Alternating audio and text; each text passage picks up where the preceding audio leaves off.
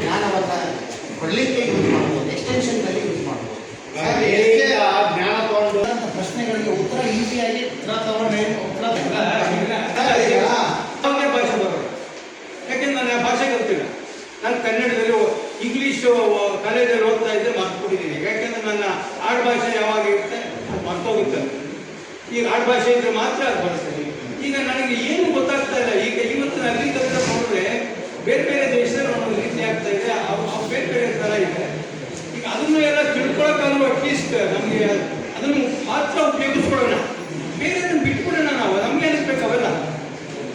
ಆ ಕಾರಣ ನಮ್ಗೆ ಯಾವ್ದು ಬೇಕು, ರೈತರಿಗೆ ಯಾವ್ದು ಬೇಕು ಅದನ್ನು ತಗೊಳ್ಳೋಣ. ಈ ಮಾರ್ಕೆಟಿಂಗ್ ಸೌಲಭ್ಯನೇ ನಾವು ತಿಳ್ಕೊಳಕ್ ಆಗ್ತಾ ಇಲ್ಲ ಅಂತ. ಮಾರ್ಕೆಟಿಂಗ್ ಮತ್ತೆ ಸಂಸ್ಕರಣೆ ಬಹಳ ಇಂಪಾರ್ಟೆಂಟ್ ಆಗುತ್ತೆ.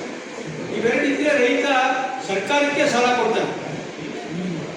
ಸರ್ಕಾರ ನಾವೇನು ಈ ಆಡ್ತಲ್ಲ ಇದು ದಲ್ಲಾಳಿ ಬಿಟ್ಬಿಡಿ, ಇದನ್ನ ಇಟ್ಕೊಳ್ಳೋಣ. ನಮ್ಗೆ ಇದನ್ನ ನ್ಯಾಯವಾಗಿ ಹೇಳುತ್ತಾರೆ ಅಂತ ಅನ್ನೋ ಇದನ್ನ ಇಟ್ಕೊಂಡು ಮಾಡೋಣ.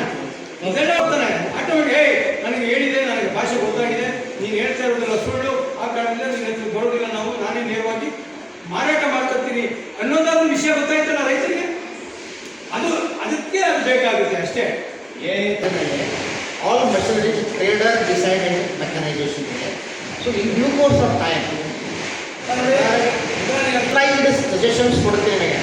ಆದರೆ ನೀವು ರೈತರ ಇಂಟೆಲಿಜೆನ್ಸ್ ಮಾಡಿ ಅದನ್ನು ಕಸ್ಟಮೈಸ್ ನಿಮ್ಮ ಫಾರ್ಮಿಗೆ ರೈತನೇ ಮಾಡಬೇಕು. ಅವರೇ ಹೇಳಿದ್ರು ಒಂದು ಪ್ರಶ್ನೆ, ಟ್ರೇಡರ್ ಡಿಸಿಷನ್ ಆಗುತ್ತೆ. ಎಲ್ಲಿವರೆಗೆ ಸರ್ ಇಲ್ಲಿವರೆಗೆ ನಾವು ಸಕ್ಸಸ್ ಆಗಿಲ್ಲ. ಯಾವಾಗ ನಾವು farmers can decide the price, ಆ ಒಂದು ಮೆಕ್ಯಾನಿಸಮ್ ಬರುವವರೆಗೆ ನೀವು ಹೇಳಿದಂಗೆ ಸರ್ ಒಬ್ಬ ರೈತ